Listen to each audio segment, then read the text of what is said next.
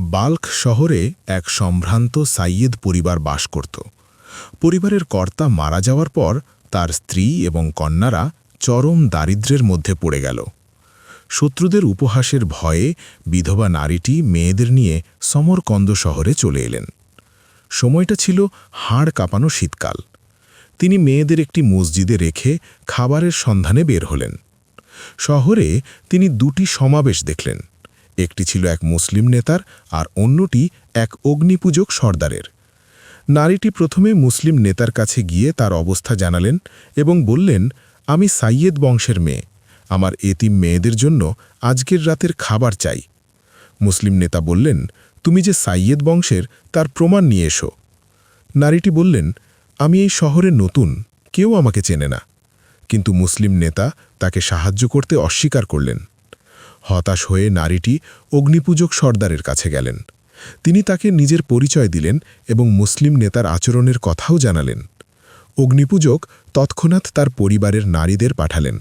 তারা মসজিদ থেকে মেয়েদের সসম্মানে তাদের বাড়িতে নিয়ে এলো।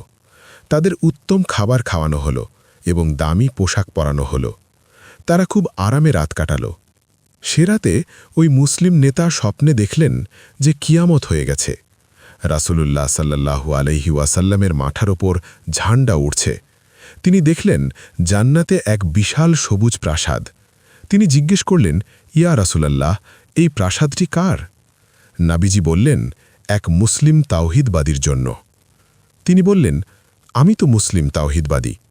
নবীজি বললেন, তুমি যে মুসলিম তার প্রমাণ নিয়ে এসো। লোকটি হতভম্ব হয়ে গেল। তখন নবীজি বললেন, যখন ওই সাইয়েদ বংশের নারী তোমার কাছে গিয়েছিল, তুমি তার কাছে প্রমাণ চেয়েছিলে, এখন তুমিও প্রমাণ দাও। মুসলিম নেতা কাঁদতে কাঁদতে ঘুম থেকে জাগলেন। তিনি পাগলের মতো সেই নারীকে খুঁজতে বের হলেন। জানতে পারলেন তারা ওই অগ্নিপূজকের বাড়িতে আছে।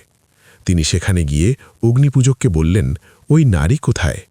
অগ্নিপূজক বললেন, আমার ঘরে।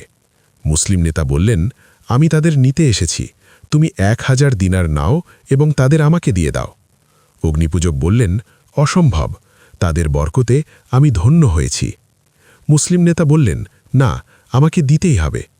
তখন অগ্নিপূজক বললেন, শোনো, তুমি যেই প্রাসাদের স্বপ্ন দেখেছ সেটা আমার জন্যই তৈরি করা হয়েছে। তুমি তোমার ইসলামের বড়াই করছ?